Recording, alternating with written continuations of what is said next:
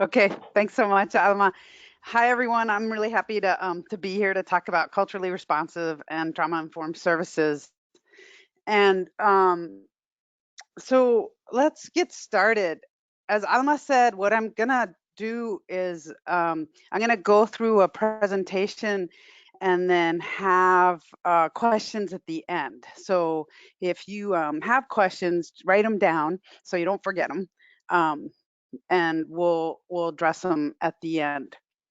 This project is part of, so as Alma said, I'm part of Latinos United for Peace and Equity, LUPE, which is a project of Caminar Latino.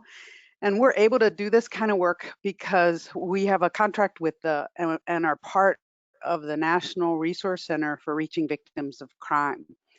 It's a collaborative initiative that's funded by the U.S. Department of Justice Office for Victims of Crime through the Vera Institute for Justice. So what we're going to do today is we're going to explore the impact of trauma and how it's important to know these things for the way that you conduct your services or responses, whether you're advocates, whether you're SANE nurses, law enforcement, prosecutors, judges, really kind of anyone working with survivors of sexual assault. You're really survivors of intimate partner violence, but in particular sexual assault. You're going to see these things and you probably already know a lot of this information, and hopefully I'm going to validate that for you. And this is one of, I think I'm doing 3 webinars over the next a month or so. This is part 1, looking at trauma. And what I'm going to do in part 1 is I'm going to lay out for you my experience of violence and trauma. And I'm going to show you how violence becomes trauma and then how it impacts the way a survivor can think about, talk about, and present basically when talking about the violence that happened. The way I do that is I show you pictures of me when I was growing up. And with each picture, I'm going to describe what was happening in our home, and then I'm going to describe a little bit of what was happening outside of our home, but mostly I'm going to walk you through what was happening in my head. So just so you know, the pictures don't have any violence in them. In my description of my experience, I won't give you graphic details of the violence. I'll just give you kind of main points to that, because since we all do this work, I don't need to give you the graphic details in order for you to understand. And in fact, if I do give you the graphic details, I'll make it harder for you to listen. Okay, so then what I'm gonna do is I'm gonna show you 2 things. I'm gonna show you the impact of bias, privilege, and some of the cultural implications, and how you can't really tease them out from the trauma. And one of the things that we know about bias and racism is the impact of these types of oppression can also be traumatic for people. So what I'm going to do is explore the connection for both. So you'll hear a little bit about the bias that I witnessed our family experience. And then we'll talk for sure about the trauma and how that can impact how you work with survivors. And then we'll examine what you can do to create culturally and trauma-informed services. And I'll touch on that today, but then I think our next one is next Tuesday. Is that right, Peter or Alma? October 2nd, 2 weeks. Oh, in 2 weeks, sorry.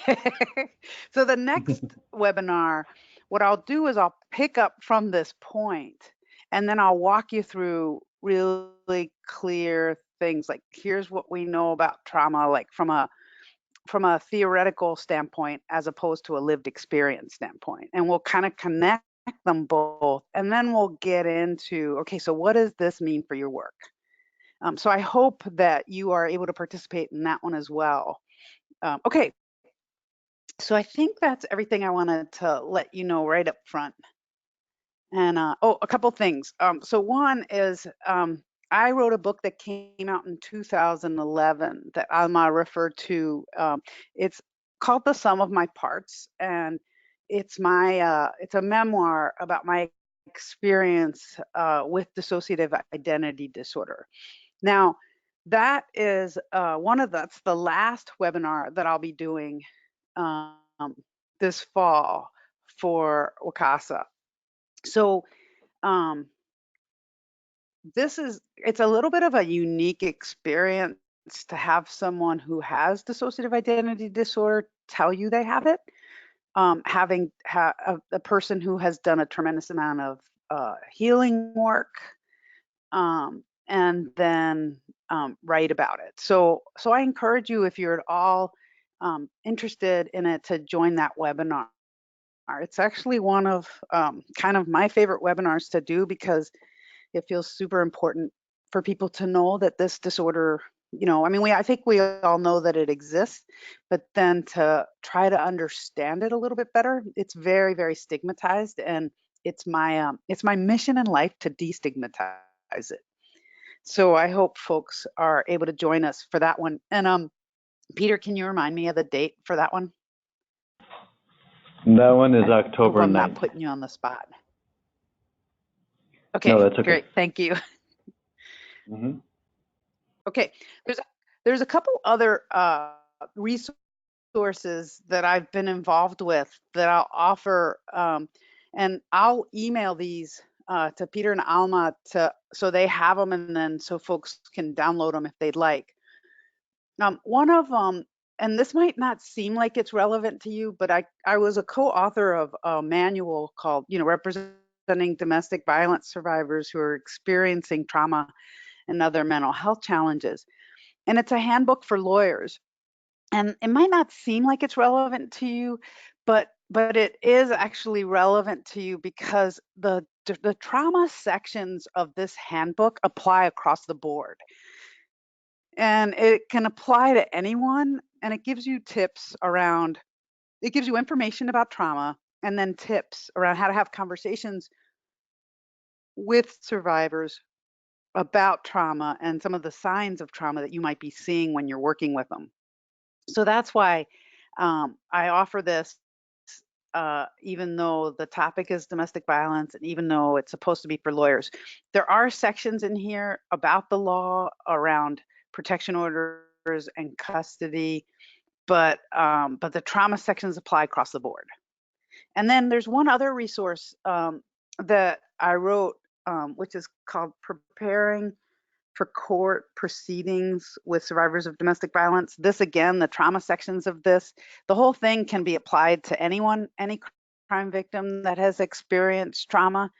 And I'm actually in the process of rewriting some of these for other professions and crime victims. But in this handout, I talk about trauma, I talk about traumatic reminders or triggers, and then talk about how you can have conversations with survivors, as well as what to do if a survivor gets triggered. Um, so I think it's helpful for anyone working with a survivor who has to participate in a process that's inherently triggering. All right, so let's get started. Sorry for all those commercials. I just like to make sure right up front to let you know what some of the resources are. And again, I'll send those to Peter and Alma, and I'm gonna just assume that you'll be able to download them. Does that sound okay, Peter? Yep, that is perfect. Okay, great. All right, so I'm going to walk you through my experience of violence as gently as possible. And some of you, I've been presenting about this off and on for about, oh, I don't even want to know. So at least 20 years now. Um, I feel really old when I start talking about how long I've been doing this work. So, so I was born in Washington, D.C., and I'm the youngest of three in my family. My brother, who's right next to me, so I'm the one in the very front. My brother, who's right next to me, is 3 years older than I am, and he was born in Venezuela. And my brother, who's right next to him, is a year and a half older than I am, and he was born in Cuba. Um, and so my mom was from Puerto Rico, and my father was from Colombia. And I know this is really obvious, but we spoke Spanish. And so we spoke only Spanish until we got into school, and then in school we learned English, and then spoke both English and Spanish. My mom grew up in Puerto Rico, and in Puerto Rico, I feel a need to say this, but I'm sure everybody knows this, that Puerto Rico is part of the United States, and the people that are born there are U.S. citizens. And so as a US citizen, my mom in school learned both Spanish and English growing up. And so my my mom could speak English, but my mom had a really strong Puerto Rican accent when she spoke English. And living in the DC area in the 1960s, there wasn't a large Latino population, so we were essentially invisible to systems. Not so there wouldn't really be someone who could, was used to hearing English spoken with a Puerto Rican accent. So my mom had a hard time being understood. My father only spoke Spanish, but he understood English, but he wouldn't speak English. He wouldn't try to speak English because he felt that it made him look and sound less intelligent. Um, and so one of the things that I saw a lot when I was growing up, because I was the youngest and the only girl, I was often with my mom when she went to the grocery store or when she went to apply for services. And I saw people interacting with my mom in a frustrated manner. So my mom would try to get something or try to fill out forms or basically kind of move through our lives with trying to access the services that our family needed. And and I saw my mom treated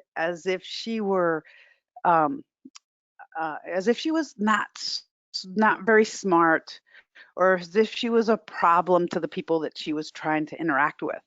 And so, and that what that looked like was a lack of, like, people talking really loudly to her and slowly, people expressing frustration and not being able to understand her, people saying, things to our family members like learn English.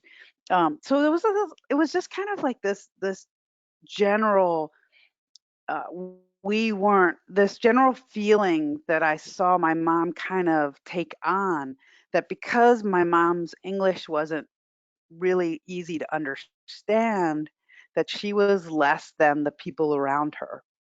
And so, and my mom, and what I saw in my mom is kind of taking that on and trying really hard to be able to enunciate, and in her guidance to us as I'm growing up in DC, her the words that I heard most from my mom was to enunciate, so that I would be well understood, and to assimilate so that I wouldn't be different and then treated as if I was less than other people. And it's in large part why I'm so mainstream. And so basically, as I'm growing up, I'm being taught that our culture is not as good as the mainstream culture in DC and in the US. And so then I'm not valuing my language, not valuing the things about us that are different. Instead, I'm trying to pretend that I'm not different. And in fact, I'm being told constantly by my mom that we aren't any different than anyone else. But I'm darker than a lot of the kids that I go to school with, and I take different food for lunch. I have different religious beliefs. I have different just there's a lot of differences between my family and other people's families, but I'm being told that there is no difference and that we're just as good. And so it really kind of creates a lot of conflict and uncertainty inside. So what I do, some of the things that I end up doing is, because I'm being told that I'm not different and that we're white, not Hispanic, is that I notice that the backs of my hands and my knees are so much darker than any of my friends. So I think that I'm dirty. And so when I'm in like 3rd grade or so, I'm scrubbing my hands and my knees, um, because I'm trying to get the dirt off because I'm darker than the people I went to school with. And that's just like one example of a lot of different ways in which I felt and I saw my parents and my family feel less than, the people around us. And that has a big impact on our ability to access services. So, what happens in our home is that my father, um, he is, like I said, he doesn't speak English, but he understands English, and he doesn't make any attempt to try to talk in English or improve, his English. And because he doesn't want to be treated any more less than, um, and so because he struggles with the language and the way he seems when he's speaking English, he gives up and really has a hard time finding work. And part of the reason that he has a hard time finding work is not just the language issue, but it's also the way he has interpreted how he has internalized a lot of the oppression. Now my father takes it to a very, very like messed up place.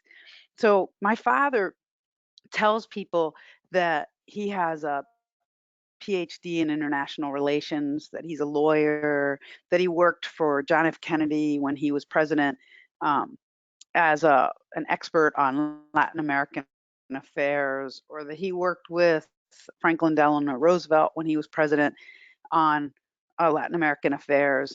He tells people that he was a journalist for an El Salvadoran newspaper. And the thing is none of these things are true. So this is my father's kind of skewed, messed up reaction to oppression and trying to seem as good as the people around him. So this is something that like so he's really messed up and, and he takes these things and skews them and they take on a whole different life. Um, so my father has a really hard time keeping a job because he's applying for jobs that he's not actually qualified for. And he because he can only speak Spanish, there aren't a whole lot of places that he can work. But when he gets the job, he isn't able to keep it for too long because he doesn't have the education. He doesn't have the skills that he's telling people that he has. And so these are just tiny little pieces of how feeling less than the the society that you're in can impact on people. So so it kind of gives you a sense of what's happening for our family. So I'm 3 years old here, and this is the point in time that I have my first memories of what was happening in our house. Before that time, I don't really remember. I mean, and it's actually a neurobiological thing. You're not going to be able to remember the things that happened before this age. Um, but at 3 years old, there are things that are happening in our home that I think are normal. So one of the things is my father's using intermittent violence. And so at any point in time, my father will strike one of us. Um, and then so when he strikes me, I'm surprised by it, and I wanna know what I did, like, what happened? Why did he hit me?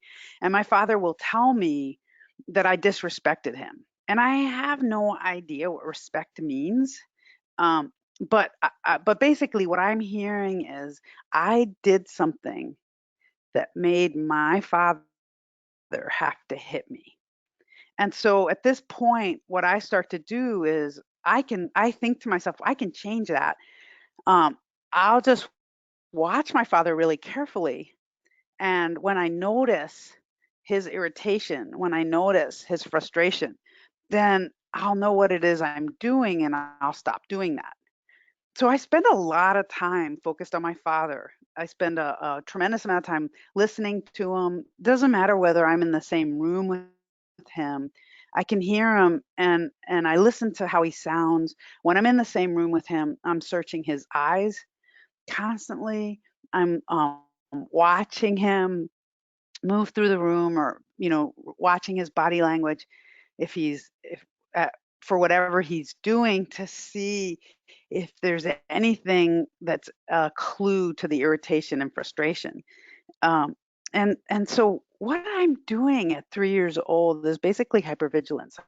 I'm creating, like, I'm noticing everything around me and I'm assessing for safety, and my goal is to try to not get hit. And I believe my father that it's my fault that he has to hit me. And so I constantly watch him. And that means that my connection to my father, my bond to my father, is going to be stronger than to anyone else in the family, including my mom. But it's not based on love, it's based on fear. And I adore my mom and I feel really close to my mom, but my attachment to her is not as strong as my attachment to my father. My father, at this when I'm this age, will strike my mom, will yell, and scream at us, will throw things. And he won't necessarily have to hit us for us to be reminded of the fact that he will hit us, and we adjust our behavior. By this age, I've seen my father rape my mom at least 6 times. And one of those times I tried to stop my father, and my father has raped me. And then what I want to do is I want to walk you through the very beginning of that um, situation, just to show you that how trauma formed in my head. Okay, so no graphic descriptions. I'll just gently walk you through it. So my father gets up from my mom and turns to me, and I can tell that he's really angry with me. And so I start to hit my father. And then my father within seconds overpowers me, and I panic. And then seconds after panicking, I feel numb. And I feel like I'm not in my body. I feel up in the ceiling at the corner of where the wall and the ceiling meet, behind where I am. And my father rapes me, and I don't feel most of that pain, and I have no emotional reaction to that. And so then my father's done. He leaves the room. My mom leaves the room, and I clean up. And then I go to the bathroom and I clean myself up. And then I go to my room and I crawl under my bed and I um, lay there. And immediately after laying there, my eyes start fluttering from side to side and I fall asleep. I'm going to walk back through that because I want to show you trauma. So the panic kicked off um, an instinctive response to separate myself from the incident that I was experiencing. And that's what my brain instinctively did in order for me to survive it. So that leaving my body cognitively and going up to the ceiling, that's called dissociation. And that's a deep level of dissociation, which is an indication to you of how traumatic that experience was for me. I mean, it's really obvious that it would be, but the level of dissociation shows the level of trauma. And trauma is very subjective from person to person. So not everyone's going to react in the exact same way, but still have like a range of similar responses. Dissociation is a really powerful thing, and it's a very protective um, tool for people who are experiencing traumatic situations, either through abuse or neglect, or and it happens quite a bit for people who are sexually abused. And you know this from working with people, um, that whether it's adult abuse or childhood abuse. Dissociation is basically how we get through it. So the fact that so when my eyes are fluttering when I'm under the bed, that's actually a dissociative process as well. So if you think about it, that's going to be the first time that I would be consciously aware that my father just did that to me, like that I would sit and think about that. And at 3 years old, knowing that my father could do that to me was really, really dangerous for me. And so the dissociative, the fluttering is my mind instinctively pulling me out of that situation, taking that information and putting it someplace else. So I'm not going to lay there thinking about what just happened to me. I'm going to fall asleep. And this is really similar to like what you see when you see babies that are overwhelmed and they just fall asleep. So this is a mechanism inside of all of us that if it's too overwhelming, that your mind kind of basically um, takes a break from it, distances itself from it. So that's what was happening. So then the next morning when I wake up, I'm not under the bed anymore. I'm on the bed and I don't know how I got on the bed and I don't remember what happened the night before. So I don't remember that my father raped me. I don't remember that I crawled under the bed and my eyes started fluttering and fell asleep. And that's the beginning of a dissociative disorder and the beginning of um, a coping mechanism that enables me to survive and thrive. So the next morning, I wake up, and what I feel as soon as I wake up is a surge of anxiety, and then I get out of bed and I go through the motions of my day. So now, if I when I in my life when I start remembering, when I start talking about that incident of rape, I'm going to talk about it from a really distant perspective. First, I'm going to have a stare, which is going to be the dissociation. So it's going to show up again when I talk about it in that distant kind of stare. I'm also going to talk about it as if that didn't happen. And meaning that I'm not going to talk about as if I saw someone raped because I would be really upset about that. I'm going to talk about it as if that rape didn't happen to me, that I'm describing something with a really flat manner and no emotion.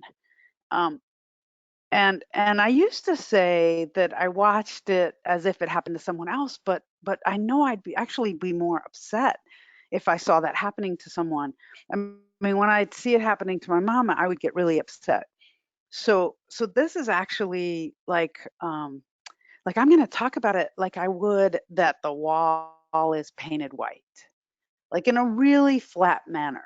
And so what I'm saying about what happened to me and how I'm saying it are not going to match up. And then I'm going to talk in a very scattered manner. So I'm not going to be able to tell you from point 1 through point 10 in a logical linear manner what happened to me.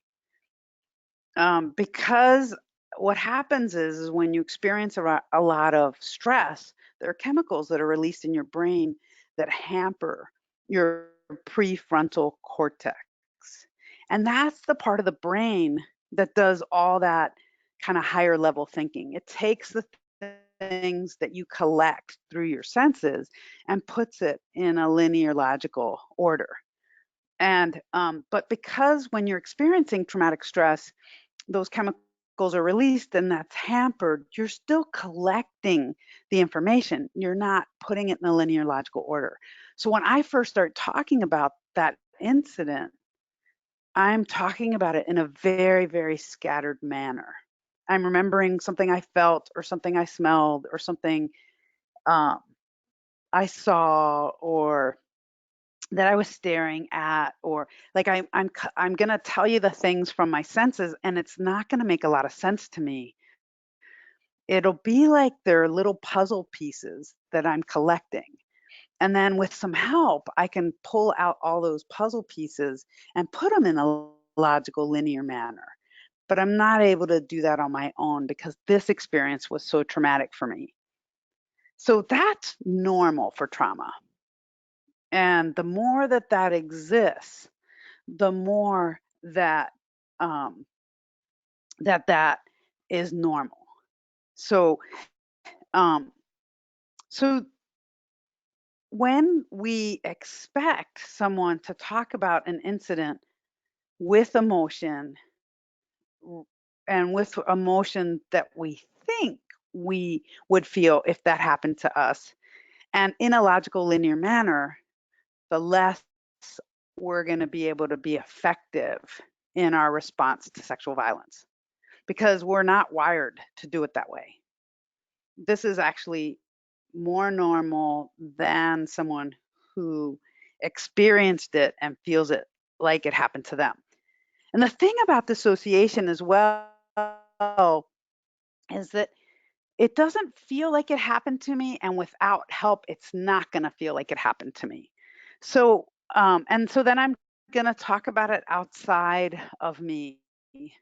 And that's some of the, so when I hear someone talk about an experience like that in with a stare, with a scatteredness in talking and a really flat tone, then that says to me that that experience was really traumatic. And I'm going to try to pull the pieces of their story and try to put it in a logical linear manner and check back with that person to say, okay, this is what I'm hearing. So first it seemed like this happened, and then these things happened, and then this, is that right? And then they might tell me again in the exact same way that they were telling me before, and I'm going to listen for the pieces that I haven't gotten yet and try to figure out how that happens, how that in what order that came in. And then I'm going to when there's a good stopping point, I'm going to ask that person, okay, so here's what I'm hearing. Is that right? And that's the way that I'm going to be able to help that person pull out their story. Um, okay, so one thing I want to make sure that we remember is the three signs that I'm telling you that lets you know that someone has been traumatized. So one is the stare of dissociation. One is the scatteredness and how someone talks about the experience, and the flat manner in which someone talks about it. Okay, so let's move on. And what I'm going to show you is how a stare develops. So how like I'm gonna show you these pictures of me as a kid where I have more and more of a stare and more of the signs of violence. So I'm in second grade here, and in second grade, um, well, so there's a couple things that I notice about this picture. So first, the bridge of my nose is wider, and I know that by this point my nose has been broken about 3 times. Um, and in second grade, if I go to school and I come home and my father's the only one home, I'm sexually abused by my father. And what happens is, so there's been a between 3 and 7, there has been regular sexual abuse. My father's been regularly sexually abusing me um, in our home, and and then by the time that I'm in second grade, so initially I fought, and that's actually an important thing. So my instinct, you know how we have the fight, flight, or freeze response. My initial instinct when I was 3, when I fought my father, was my initial response was fight. But over time, that's kind of wiped out, and then my instinct, my response is freeze, and it's freeze with dissociation. So and that becomes a really big risk for me, and I'll talk a little bit about that in a few minutes. But the key here is, so initially I fought back, and then I stopped fighting back, and then I still resisted, and then I stopped resisting. So by the time that I'm 7, I'm no longer fighting back, and I'm no longer resisting the abuse. And if I come home from school at the point in time that I realize that my father's the only one home, I'm triggered. So then I that is a match for me for another time that I've been abused. And I'm not consciously thinking of it. I'm just triggered by the match for a previous abuse. And then what I feel is a sense of panic and pain. And what pops into my head is what I did the last time that I felt this way. And what I'm trying to do is stop that panic and pain. So I find my father and I initiate the sexual abuse. I'm not thinking in my head that I need to get this over with. I'm not thinking anything about the sexual abuse. I am simply trying to stop that sense of panic and pain. So at this age, when I come home from school, if I'm the only one home, I'm sexually abused. And at night, I'm sexually abused by my father as well. Also at this age, I've called the police. So my father's violence against his physical violence against our family is escalating. And I think it's escalating quite honestly because my father's the only one in our home that doesn't speak English. He doesn't have a job consistently. We're going to school, my mom's working. And my father, so he's losing control over us. So we're learning a lot more. We're making friends. We're all speaking English more. And my father's not. And so I think it's his attempt to control us by escalating in his violence.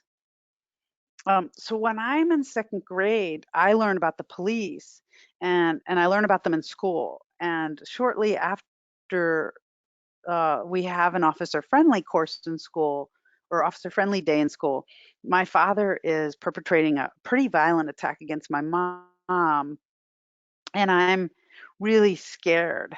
So I run to the phone and I dial the number they told me in school, and I call the police and I answer their questions. And my father hears me talking to them and comes over and hangs up the phone and waits with me for the police to come. So this is 1968 in DC. So our community, the Latino community in DC, is still very, very small and virtually invisible.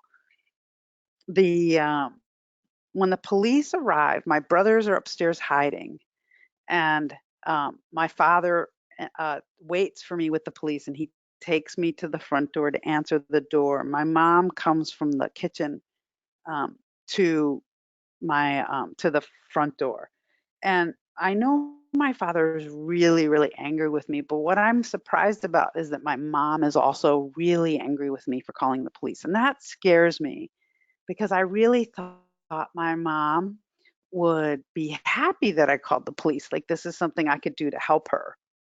And so when the police come in, they cannot understand my father and they cannot understand my mom. And so they ask me what happened. And they ask me to interpret for my parents. Um, so I get really, really scared at this point because I don't want to tell them what happened. Like, it's too scary to tell them what happened. And I don't want to interpret for my parents.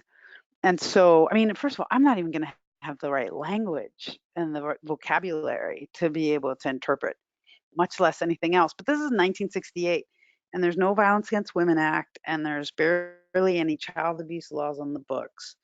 So, and people don't really know what to do. The police aren't empowered to handle this very well. So the police, um, so I tell the police that I called them because I found out about them in school, and I wanted to see if they would come. So the police leave, but before they leave, one of the officers gets down on his knee and he looks at me and really kindly says to me, you know, the police are for emergencies. So when there's an emergency, that's when you call the police.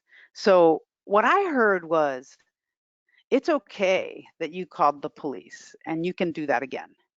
Um, so I would have called the police again. Um, But what happens is after they leave, my father goes and he gets one of our three dogs and brings the dog to me and kills the dog in front of me.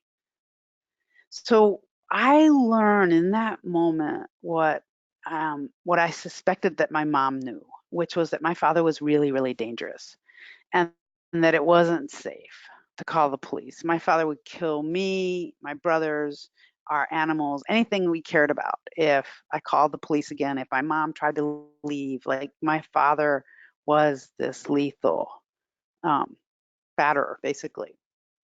So I never called the police again. And so what I point to in this picture is that you'll see that I'll have a smile in these pictures, but if you look at the smile and you look at my eyes, there is a difference there, and that smile is very practiced.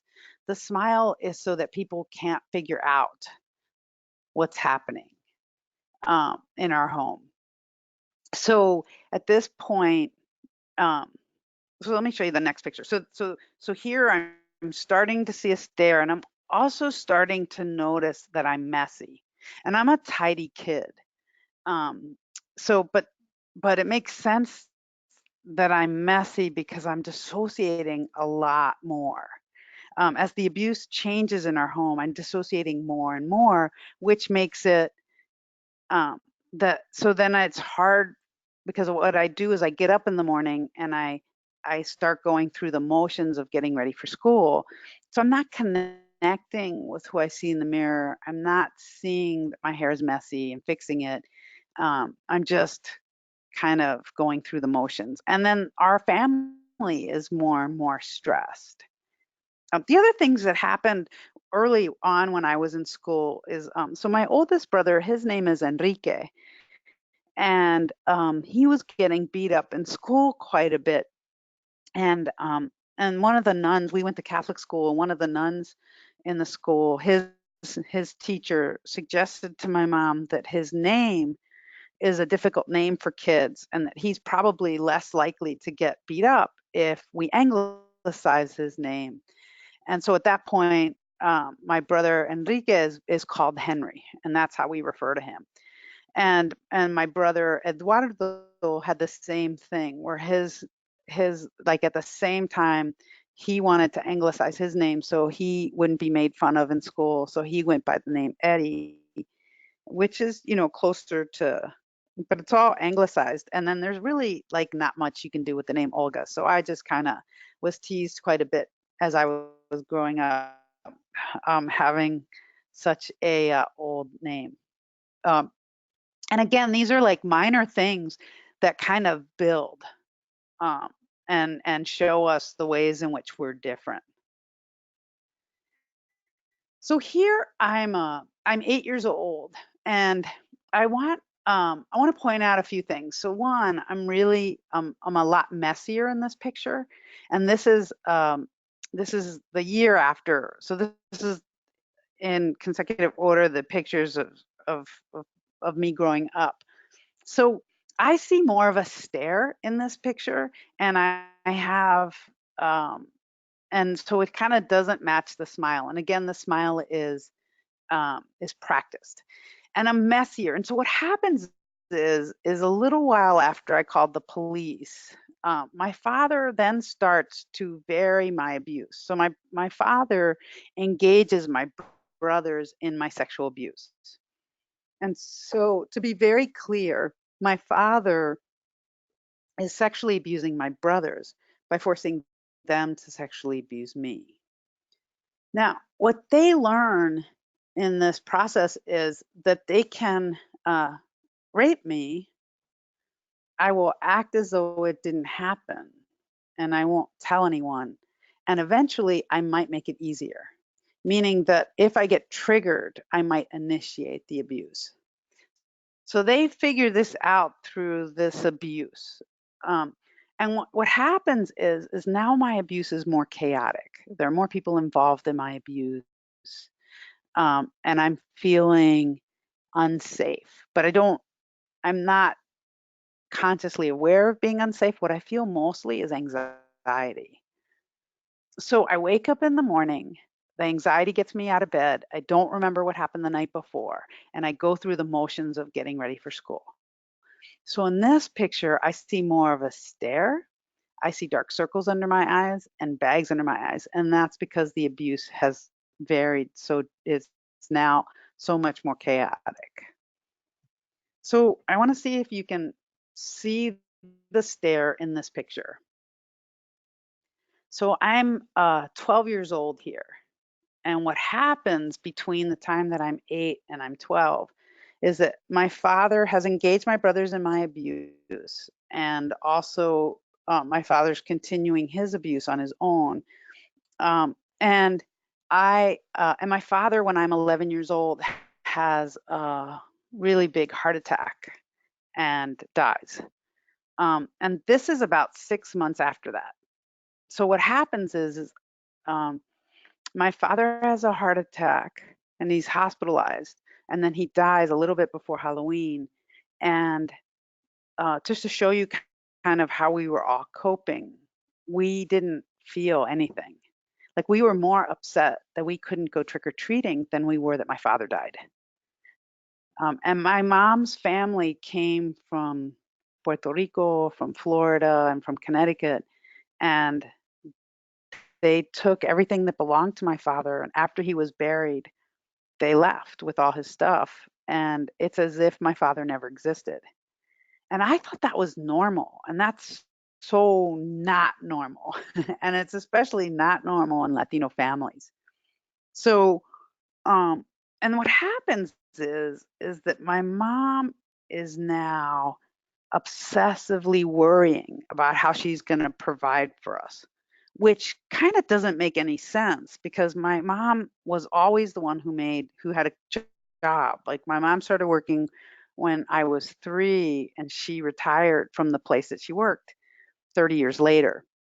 And so my mom um, was, you know, what happened to my mom. Oh, and sorry, and my father would interfere. My father would take the money that my mom would make and buy whatever he wanted with it, and oftentimes it wasn't food or rent.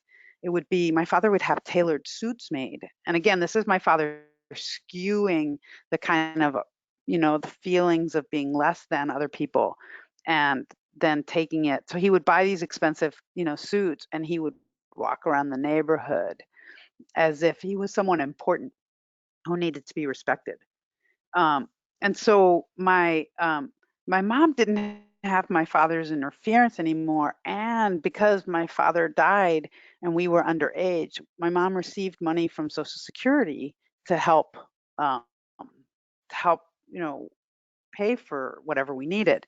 So my mom now had more money and less interference, but she was obsessively worrying about how she was going to provide for us. So without a trauma lens, that doesn't really make a lot of sense. But with a trauma lens, it does make sense. So my mom is now in the safest place she has ever been in her life.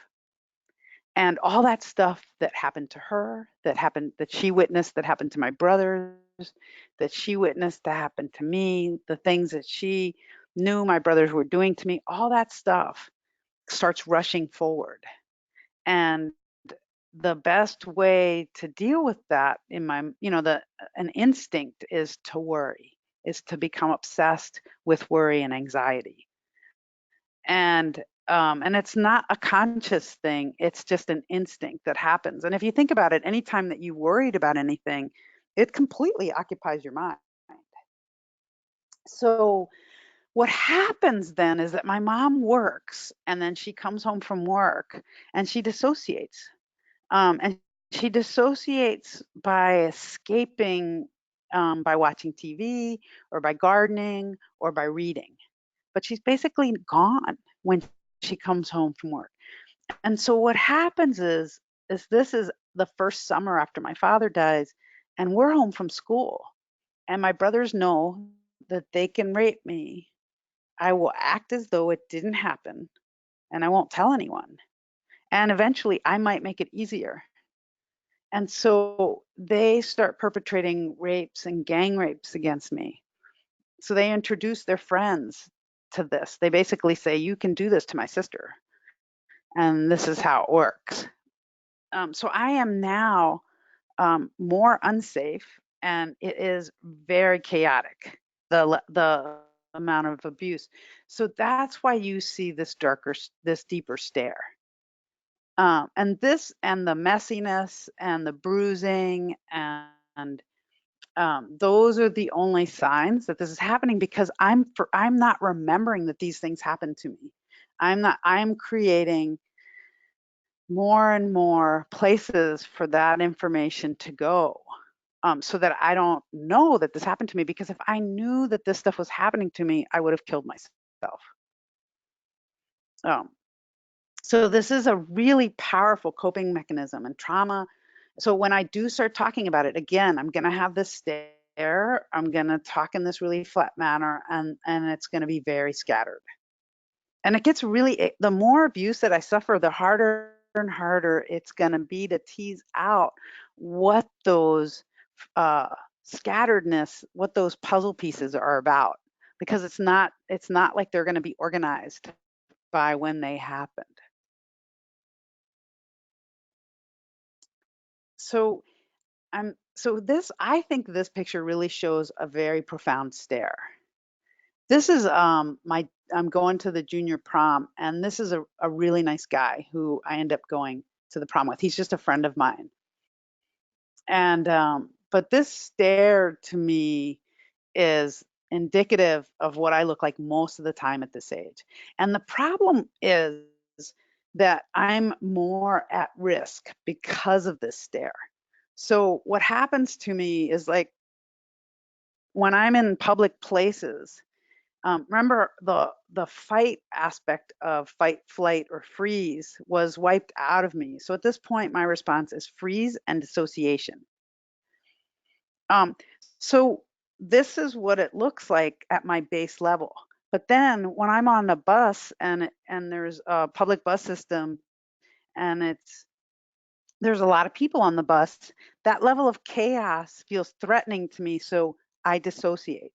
And so someone on the bus will see my stare and might figure out what it means. And what happened, one incident that happened was that I was on the bus after school in high school, going from my high school to the YMCA, and I have this stare, and a guy gets on the bus, and I see him, and I think he's really creepy, and I'm thinking creepy, creepy, creepy, and the guy eventually sees me and comes over and stands really, really close to me. And I don't push him away. I don't say no. I don't move away. I don't do anything except my stare deepens. And that's my response. That's my only way of protection is to dissociate more. And then he starts talking to me, and I'm thinking creepy, creepy, creepy, and I'm thinking no, no, no. But I have been taught that I have to comply, and that not complying is more dangerous. So my instinct is to respond to him. And if I try not to, I will panic. And if you've ever experienced panic, you know that you don't ever want to feel that again. So my stare deepens. So this guy asks me my name, and I tell him. And he asks me where I live, and I tell him. And he shows up in my neighborhood and finds me, and then asks, like, hangs out. And I have very few options in my neighborhood as to where I'm going to hang out, because and it all has to do with where my brothers are. And so I am much more at risk now. So this guy figures this out. He tests it, and then he comes to my neighborhood and asks me, like, let's go do something, and and I am complying with it for safety. And because it does feel dangerous to me, but that's my only tool. And so I'm raped. And this happens to me when I'm in college, when I'm at local bars with my friends in college. That guy who is twice our age, that's at a college bar looking for someone who he deems to be vulnerable, who he tests it with, and then exploits. I'm the person that he finds, and I am raped many times when I'm in high school and in college. So So anyway, so this is a lot of information, and it's really kind of heavy stuff. So despite all that violence, like I live a really full and happy life. Like I do really well in my life. And so what I want to do is I want to show you this little slideshow of my life, like before and now. And and then I want to see, we'll stop there and see what questions there are. And what I want to do is I want to encourage you to ask any questions that you have. It doesn't have to be related to work. I'll bring it back to that. Most of the times people are very want to know, like, what's the deal with my family, and do I have a relationship with them and stuff like that. And that's totally fine. I'm happy to answer those. So so I'll show you this slideshow. We'll see who has questions, and then I have a few questions for you and some closing slides. So here we go. Hopefully you'll be able to hear this okay.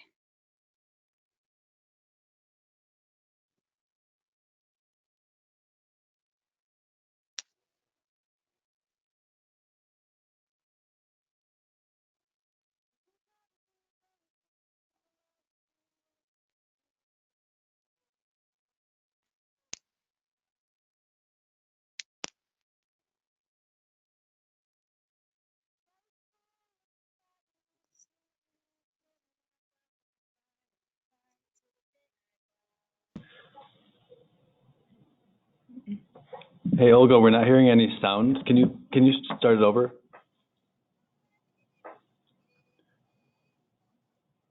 Sorry, Peter, is it that you guys aren't hearing it? Yeah. Try one more time. Okay, I'm gonna take my headset off because I think that might be the reason why. Okay. Okay.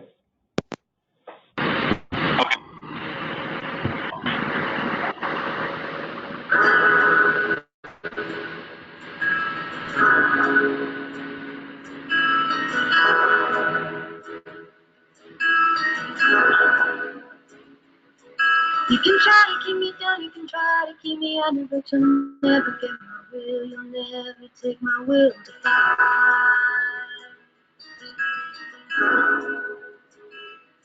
'Cause I was born at the bottom of this mountain, I'm scaling and I'll probably climb it till the day I die.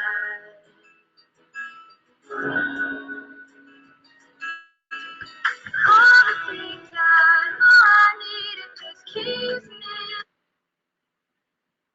All the things I've never had, it just keeps me wanting it more, fighting for it all.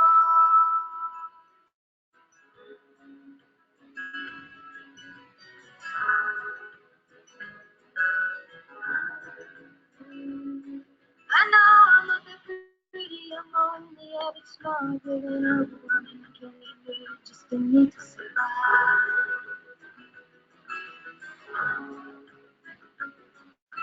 I can't breathe 6 feet down, but you have to take me up, because you know I won't be going alive.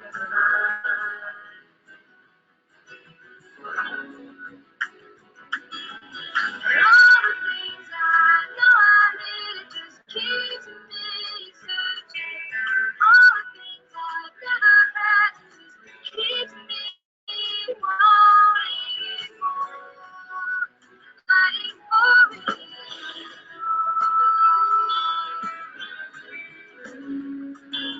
I'm never ready, girl.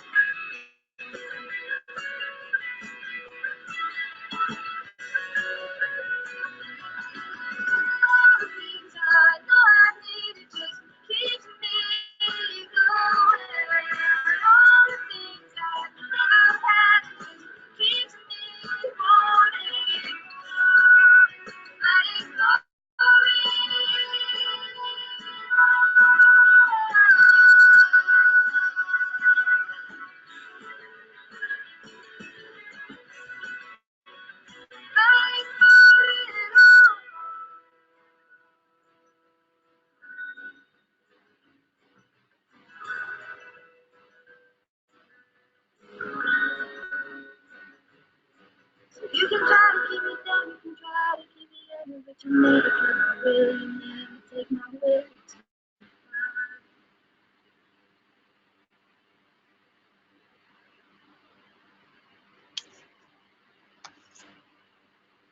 Okay. So, can you all hear me all right now?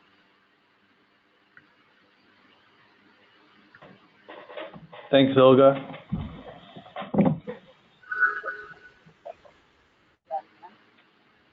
All right. Great. So, sorry, one second.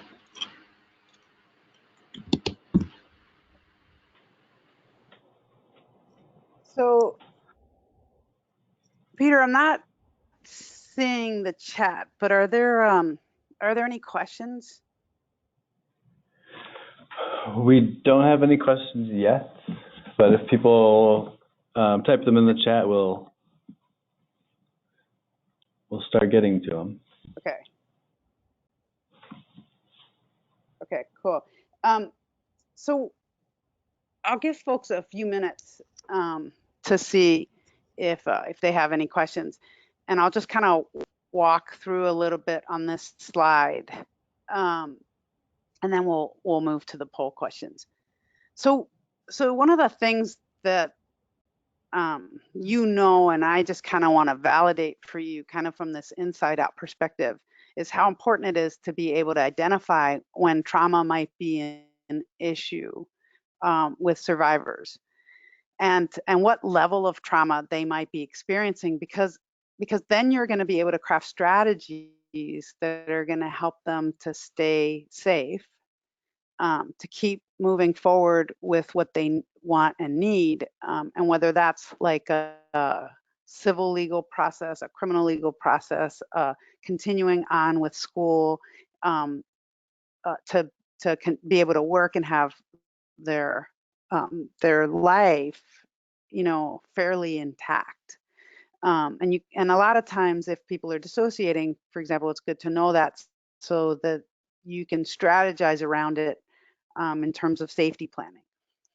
The other thing is to help people understand kind of how trauma works, so that they can avoid or deal with triggers. Like they at least know what they are when they happen, how they might avoid them, how they might deal with when they're triggered. Because what happens with that level of dissociation is that it sits in your mind. When you experience something traumatic and you dissociate, the dissociation enables you to survive it. But that incident stays in your subconscious, and it doesn't necessarily feel like something that happened to you. And so then it's easily triggered. And then what can happen is you re-experience the trigger, you re-experience aspects of the abuse. And for me, it was the panic and the pain that I dissociated through.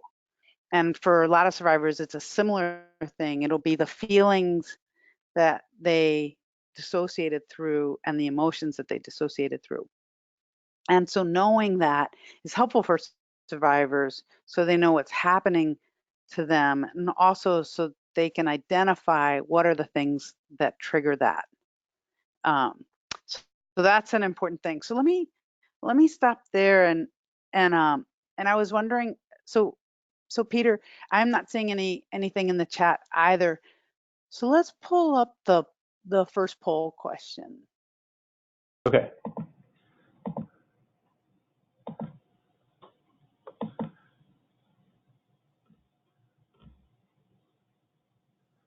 Okay, so have you ever worked with someone that has had this kind of deep stare? And we'll give you some seconds Okay. to respond. Cool.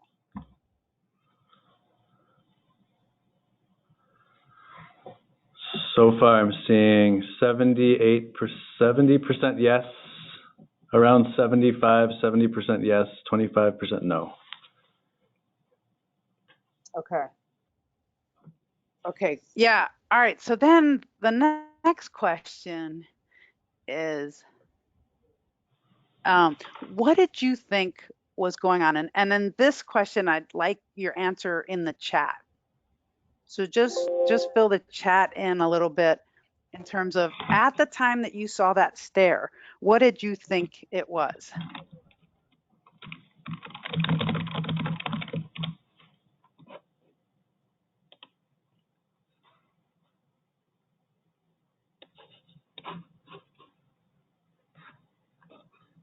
I'll give you a few more seconds to respond, and I'll read off the responses. Okay. I thought they were processing and Thanks, guarding Peter. themselves to prevent them getting too deep, perhaps distraction or reluctance to speak. Okay. Those are really helpful.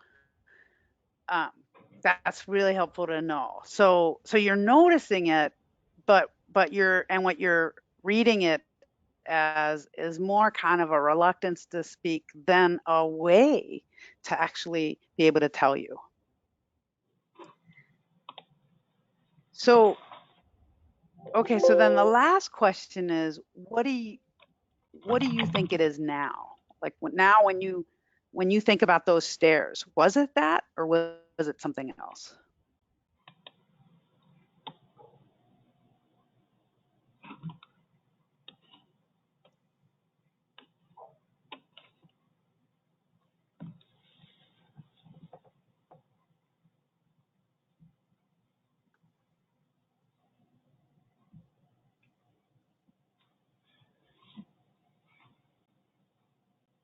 People must be typing. Okay, so yeah.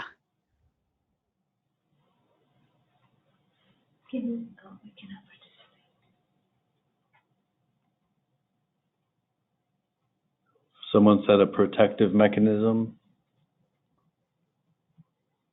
Right.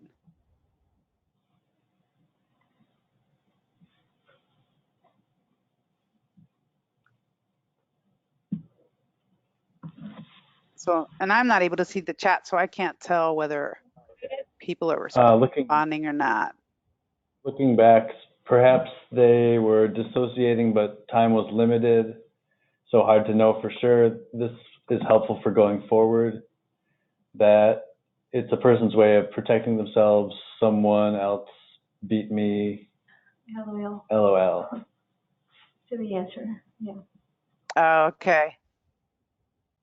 Okay. Great. Okay, so yeah, so that's stare, and then if you listen for the scatteredness in the way someone is talking about an incident that happened to them, and then if you hear that flat manner, those three things are clear sign that that person has experienced trauma. Now, it doesn't tell you necessarily what they experienced that was traumatic, but it lets you know that at least what they're talking about or the work that they're doing with you is bringing up some of the trauma that they experience. And in all likelihood, if you're working with them in connection to this, to sexual violence or to domestic violence or human trafficking, that's going to be the incidents that they experienced. And so that's normal. And the problem is our systems are not clued in to the fact that that's normal. And so a lot of times people are assessing credibility from a flawed set of information. They expect people to be really upset. They expect people to remember it in logical, linear manner, or remember it at all, or remember all aspects of it. And that's not indeed how the neurobiology of the mind works.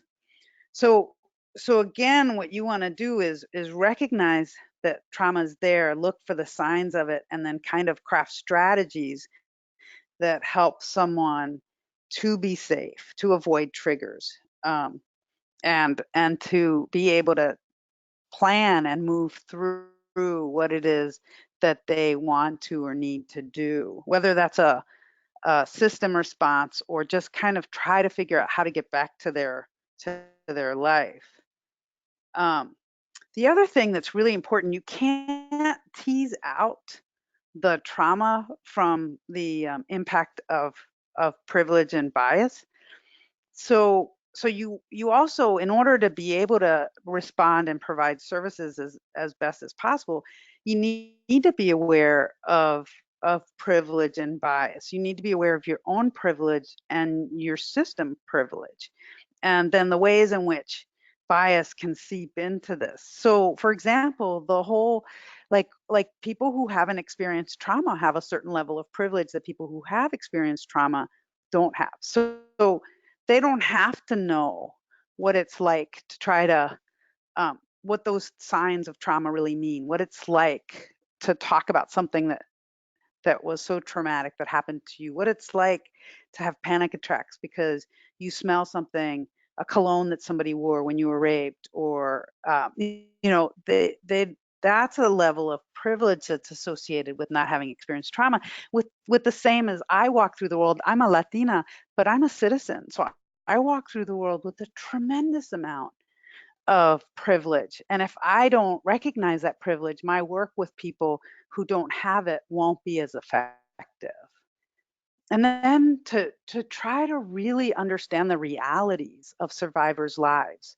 A lot of times we are so stretched for time and so busy that we don't have the opportunity to really spend time with survivors trying to figure out like what is the reality of their life. And I see this in domestic violence cases when advocates feel that the only thing that the survivor can do for safety is to leave the situation, and not necessarily understanding the financial aspects of that situation, or the lack of safety that leaving oftentimes creates.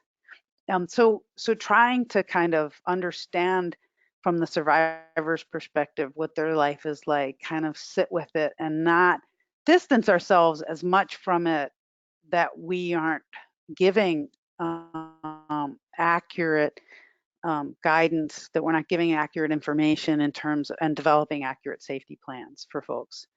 Um, and this is true. So this happens quite a bit with victim witness folks that are in prosecutors' offices, and they're responsible for the connections with the survivors, and to help them get to court to be able to testify. Well, it's going to be extremely difficult for someone to come to court and see and someone who abused them for the first time in a long time. And then the adversarial process is inherently triggering. So if you don't understand that, it'll be harder for you as a victim witness person to be able to help them. Because what you need to do is know that that's going to be really, really difficult, and then help them prepare for it way in advance. Make it as predictable as possible. And that's one of the things that the tip sheet kind of walks you through, and that gives you a better sense. The ways in which you can understand the realities of survivors' lives is to to work more with survivors, to be more in the community and learning from them about their experience, like that it's a partnership rather than you having all the information for survivors. It works both ways, and it's really important for it to be mutual information sharing so that you learn as much about them. So the impact of privilege and bias is an issue for survivors and their families. And if you don't see it, you won't be as effective. But it's there. And this is the reality of communities of color not wanting to call the police, because the police haven't been historically helpful in their lives or their families' lives.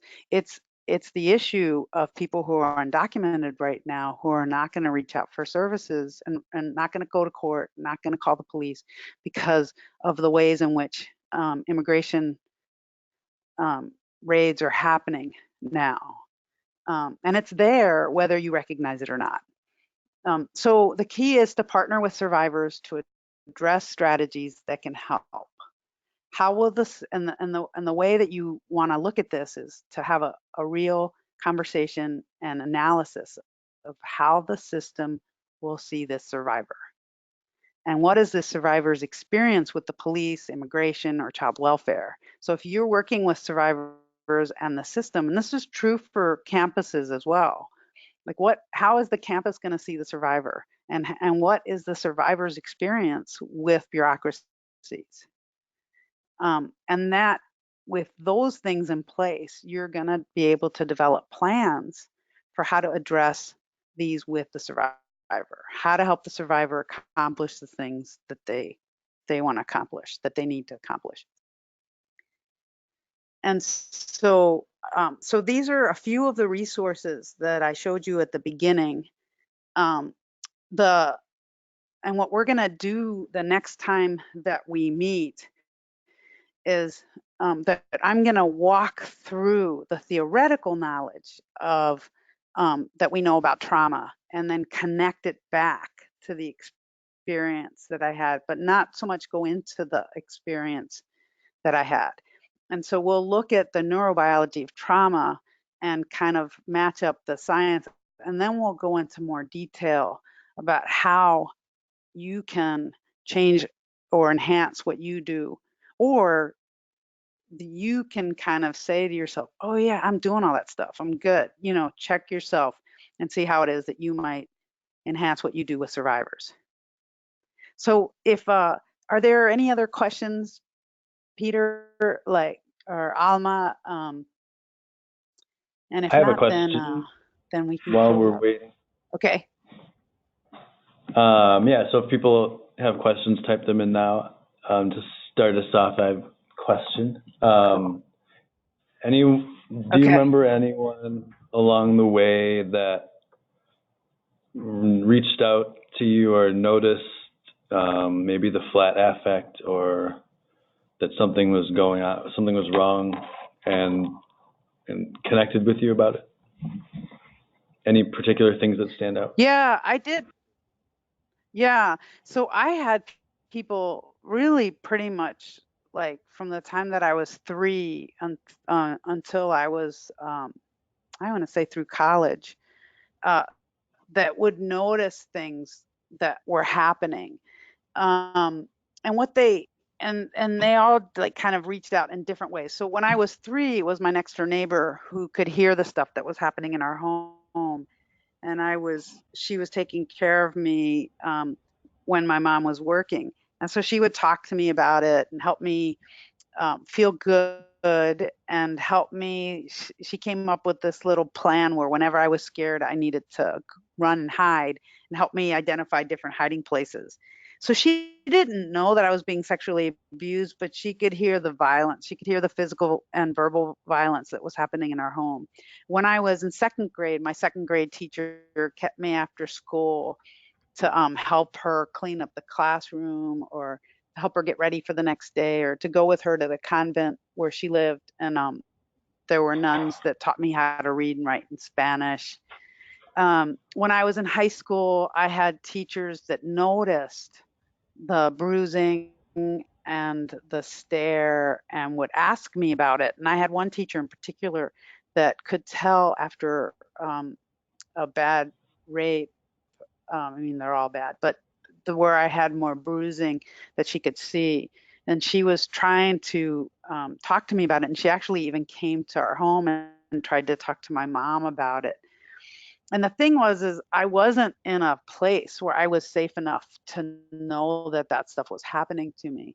So for me, and this doesn't happen to everybody, but because of the disorder that I developed and how I coped, I couldn't connect with what she was seeing.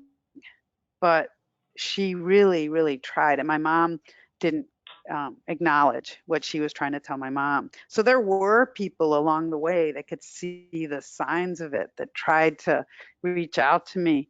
But it was instinctively too dangerous for me to know, because I wasn't safe. And it really wasn't until I was in my early 30s and I was working at the Department of Justice as a general counsel that I started to deal with, remember and deal with the fact of what happened to me. Sorry, that was a really long answer, Peter. Okay, thanks. Yeah. That's No, thank you. okay. Olga, we have another question in the chat box. I'm going to read it for you.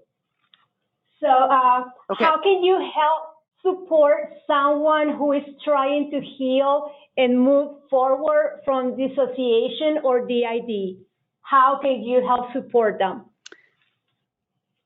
Yeah, so that's a really big question. So let me try to like give you some ideas, and then for sure check in to the webinar that we have. Is it October 9th? Am I remembering that right? So, Yes. yep, October 9th. Okay. Yeah, on October 9th. And then otherwise, email me. And my email is right here on that PowerPoint. So there's a bunch of things that can be done, and it depends on who you are in that person's life, if they're experiencing dissociation or DID. So if you're an advocate and it's someone who has dissociation or DID and they don't know it, then to try to be patient with the person when they ask for things, like go with it in terms of what they're asking for. Be willing and patient to repeat things. Talk to them as talk to the person that's in front of you by the name that they want to be referred to. Help them to understand about trauma and dissociation. You can give them information. I have some fact sheets that I've developed around DID, and there are other ones that I've seen other people have developed around the country. And so then if you're their advocate, the thing that you want to figure out is how can they keep themselves safe? How can they follow a safety plan when they're dissociating or switching?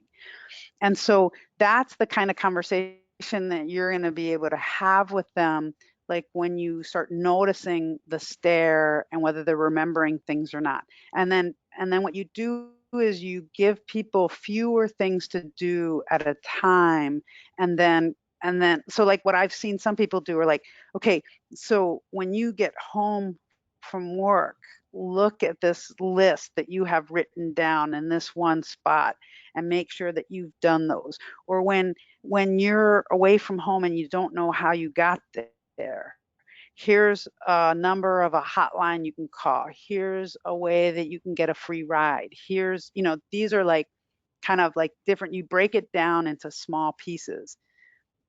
And I'm kind of going fast because there's this whole range of ways that you can help. If you know someone or are partners with someone who has dissociation or DID, helping them see that that's happening for them is important for the relationship you have with them, because there might not be any traction when you don't have that kind of relationship. That means when, like, if they're switching all the time and you guys are having conversations and they're not remembering them, that can be really hard on the relationship. So getting them to gently to understand how that's happening, to give them information to read.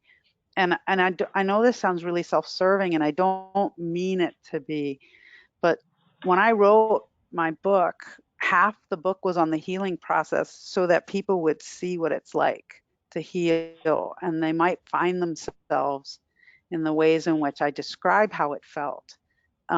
The first half of the book I wouldn't recommend for survivors to read until they've done some healing, and maybe even ever. But the second half of the book, I recommend that survivors read so they can see what it feels like to have DID and what the healing process is like. So that's something that you could do, or you could read it and then talk to them about it. And what I would recommend is starting to have conversations around what happens when they dissociate. And dissociation is this kind of, it's not the switching. It's not when someone goes from one part of them to another part of them. It's when they numb out and space out because something's too hard for them or too painful or whatever the reason.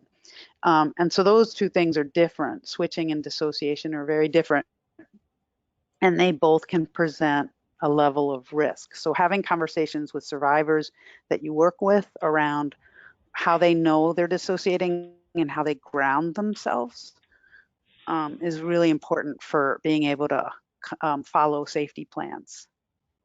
So sorry, it was a huge question so I'm not sure how helpful that was. But I have some handouts that I've developed on DID because I'm doing more and more presentations on it, just because it feels really important to do. All right, so we have about 3 minutes left. Peter and Alma, what do you think? Should I close up and then, or should I do one or two more questions? Okay, maybe one more question, Olga. First of all, thank you so much for sharing, a huge part of your life with us. It is very important, and this is a huge learning experience, really, for us watching the webinar and listening to you. I was wondering if your mother and your brothers ever got the professional help that they needed for the physical, sexual, and emotional abuse and trauma that they experienced? No, they never did. And what happened was is that I started to remember stuff because I went to go see a movie that had a attempted rape scene in it that triggered me. And then I started having panic attacks. And so at that point, they knew that I was starting to go through this process and I started to remember these things. And it was really, really difficult for them to hear from me, the stuff that I was remembering. And so there came this point where I needed them to do their own work in order to have a relationship with them. And I sent them information about what I was going through and books they could read about it, and therapists they could talk to about it in order to support me. And they never did anything with it. And I think, and so we didn't have a relationship really after 1993. And I think what it is it's like it was a really, really difficult process for me to go through, and I didn't hurt anyone, and I wasn't responsible for anyone. So I think it was just too hard for them, and it was just easier to just kind of keep moving forward. I mean, their lives weren't disrupted; it was my life that was disrupted from the panic attacks and stuff. So no, so they never did. And my mom passed away this past year. Yeah, without ever doing any of that kind of work.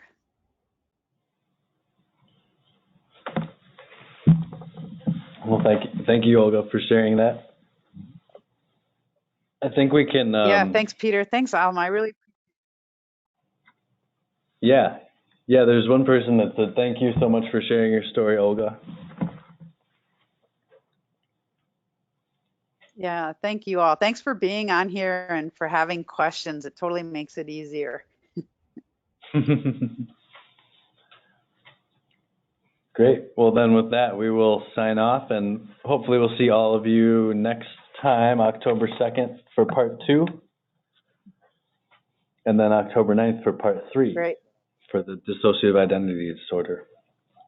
All right. Thank you so much, everyone, for joining us today, and have a great rest of your day. Thanks, Olga. Thank you.